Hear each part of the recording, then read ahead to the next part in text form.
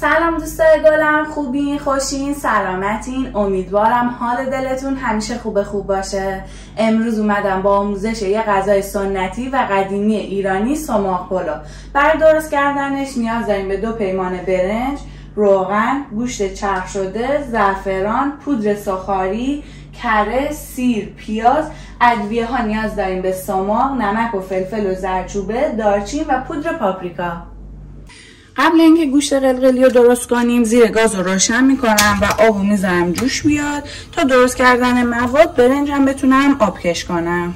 گوشت رو داخل ظرف میریزم.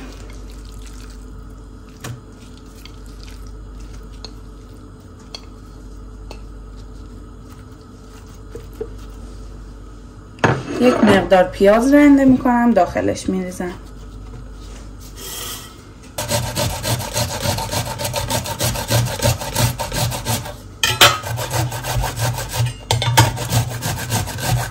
پیاز رو که رنده کردم به گوشت اضافه میکنم. چه پیازی بود، قشنگ اشک منو در آورد. خب بهش یک مقدار سیر اضافه میکنم.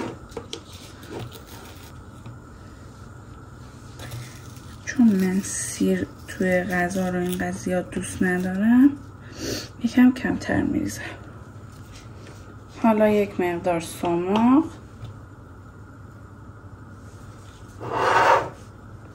یک مقدار پودر سوخاری،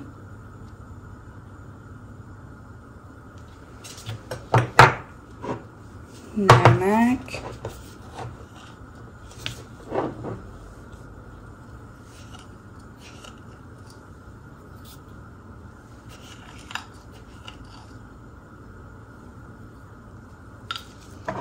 فلفل،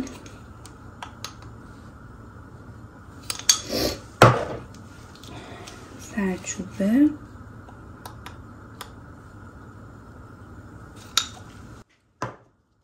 دارچین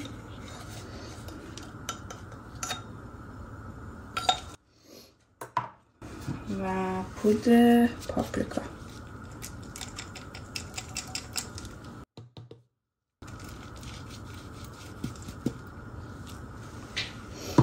و در آخر یک مقدار زعفران بهش اضافه میکنیم.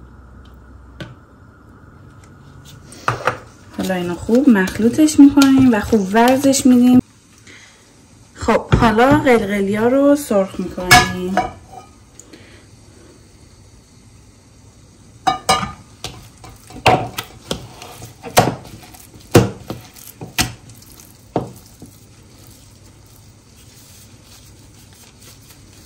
قشنگ گردش میکنیم.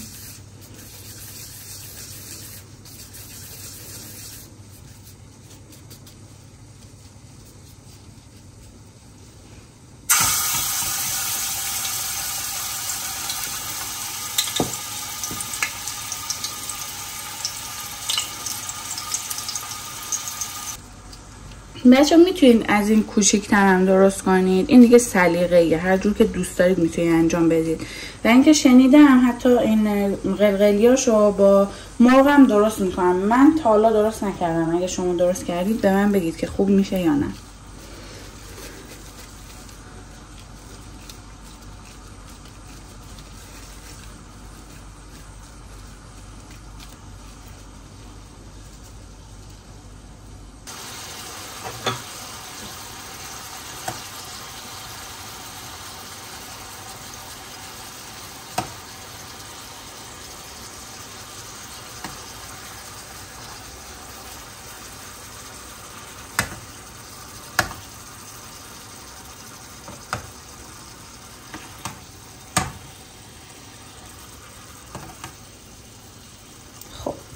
تا اینم سرخ بشه آبم جوش اومد، برنج رو آبکش میکنم.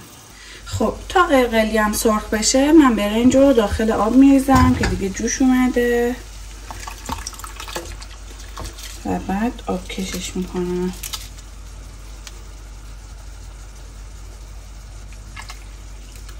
همش میزنم که نمک خوب مخلوط بشه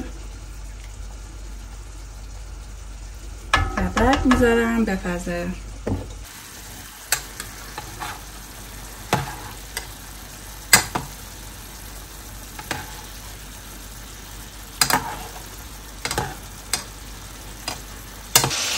خب برنجم دیگه آماده آبکش کردنه.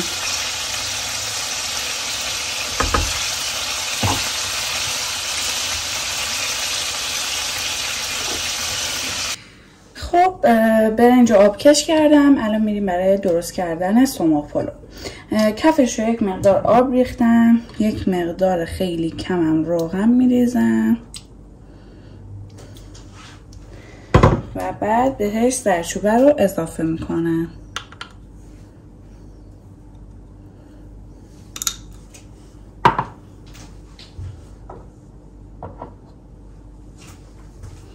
خب یک مقدار برنج و کف دیگ میریزم که به عنوان تدیکش باشه.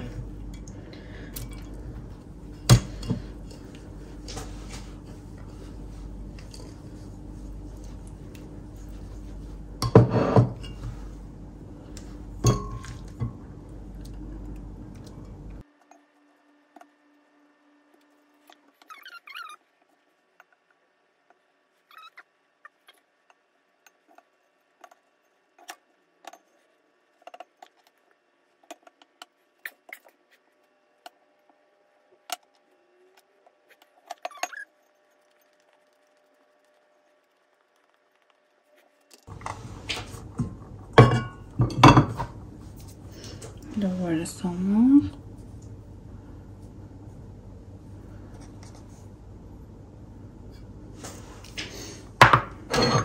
آخر روش درش میریزم. خب حالا روی برنج یک مقداری زعفران میریزم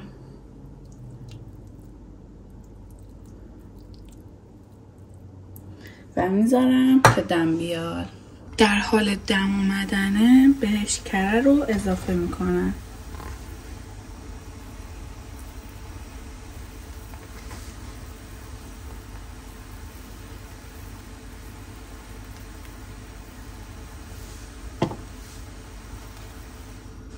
درش رو دوباره میذارم.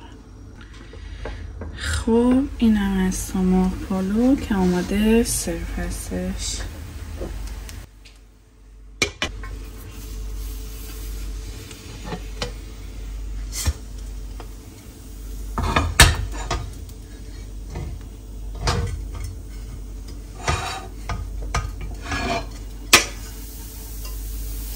اینم از آموزش سماق پلو خوشمزه.